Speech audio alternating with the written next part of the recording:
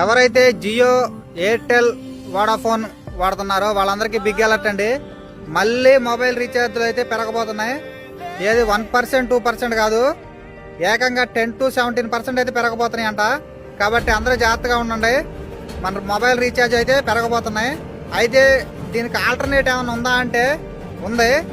BSNL అయితే ఒక కొత్త ఆఫర్ అయితే తీసుకొస్తుంది. 259తో ఒక మంచి ఆఫర్ అయితే పెడుతుంది అందరి కోసం.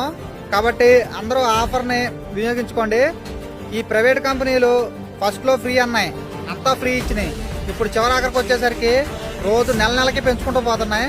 కాబట్టి బిఎస్ఎన్ఎల్ ఎంకరేజ్ చేయండి. ఈ నా మాటలని ఆ ప్రైవేట్ కంపెనీలకి అయితే కోపం రావచ్చు. బట్ కానీ సిమ్ తీసుకునే వరకు ఫ్రీ అన్నారు, సిమ్ తీసుకున్నాక నెలకి పెంచుతున్నారు. ఇదైతే కరెక్ట్ కాదు. ఫస్ట్ ఫ్రీ పెట్టేందుకు అందరిని అలవాటు చేశారు. అలవాటు చేసి సిమ్ములు కొనిచ్చి, సిమ్ములు కొన్నాక ఇప్పుడు డబ్బులు వ్యాపారం చేస్తున్నారు జనాల మీద. వాళ్ళకి తగిన పనిష్మెంట్ ఏంటి అంటే మనం ఆ నెట్వర్క్ నుంచి మారి బిఎస్ఎన్ఎల్కి వెళ్ళిపోండి. గవర్నమెంట్ సంస్థ దానికి వెళ్ళిపోతే ప్రైవేట్ సంస్థలన్నీ దిగొస్తాయి, మళ్ళీ ఫ్రీకి వస్తాయి. మనం వాటిని ఎంకరేజ్ చేసిన రోజులు వాళ్ళు దిగరు. బాయ్.